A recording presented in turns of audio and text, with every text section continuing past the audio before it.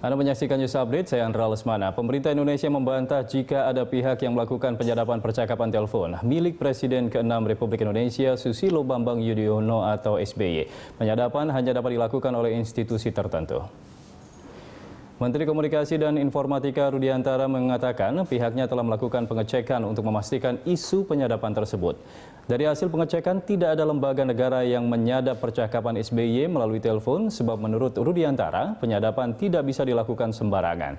Hanya institusi tertentu yang boleh melakukan penyadapan. Penyadapan biasanya dilakukan untuk keperluan penyidik untuk mengungkap kasus hukum atau juga keamanan negara. Sebelumnya SBY meminta pemerintah Indonesia untuk menindak tegas terhadap pihak yang diduga telah melakukan penyadapan pembicaraan antara SBY dengan Ketua Umum MUI Ma'ruf Amin.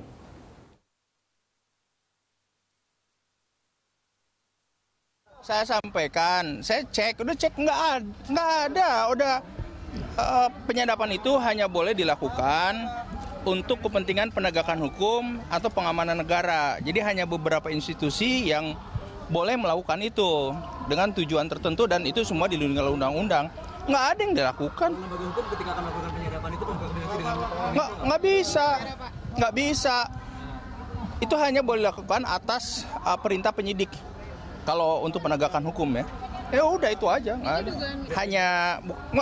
Provider malah nggak tahu apa-apa. Operator itu nggak tahu apa-apa karena penyadapan yang diperbolehkan itu namanya lawful interception. Kalau lawful interception itu berarti legal.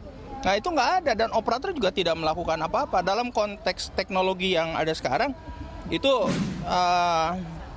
institusi ataupun lembaga yang diperbolehkan itu melakukan sendiri tanpa operator